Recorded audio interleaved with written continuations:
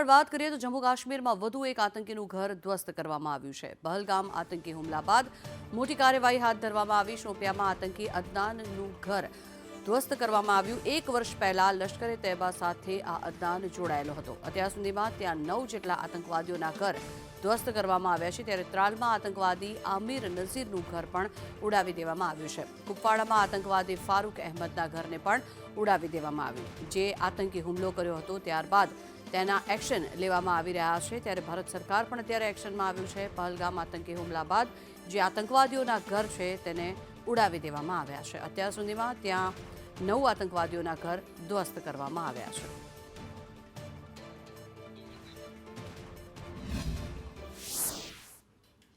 તો આ દ્રશ્યો જે આપ જોઈ રહ્યા છો જમ્મુ કાશ્મીરના આ દ્રશ્યો છે કે વધુ એક આતંકીનું ઘર ધ્વસ્ત કરવામાં આવ્યું છે। બ્લાસ્ટ કરવામાં આવ્યો હતો એક ઘરને ઉડાવવા માટે અને અન્ય એક ઘર પર બુલડોઝર ફેરવી દેવામાં આવ્યું છે। જે આતંકીઓએ ખૂબ જ કરુણતાથી બર્બરતાપૂર્વક જે ભારતીયોની હત્યા કરી છે, ભારતીય 28 જેટલા પ્રવાસીઓને મોતને ઘાટ ઉતાર્યા, તે લોકોની સામે ભારત સરકાર ત્યારે એક્શનમાં આવી ગઈ છે અને તે લોકોના ઘરને ધ્વસ્ત કરી દેવામાં આવ્યા છે। આ દ્રશ્યો તે ઘરના કે જેમાં એક ઘરને બ્લાસ્ટ કરીને ઉડાવી દેવામાં આવ્યું, જ્યારે અન્ય એક ઘર પર બુલડોઝર ફેરવી દેવામાં આવ્યું છે। લગભગ 8 થી 9 જેટલા આતંકીઓના ઘર હાલ ધ્વસ્ત કરી દેવામાં આવ્યા છે। આગામી સમયમાં ભારત સરકાર પૂરેપૂરી તૈયારીઓ દર્શાવી રહી છે એક્શનમાં આવવાની, અને જે રીતે આ આતંકી હુમલો કરવામાં આવ્યો છે પાકિસ્તાન દ્વારા, તેનો જડબાતોડ જવાબ આપવા માટે ભારત સરકાર અત્યારે તૈયાર છે।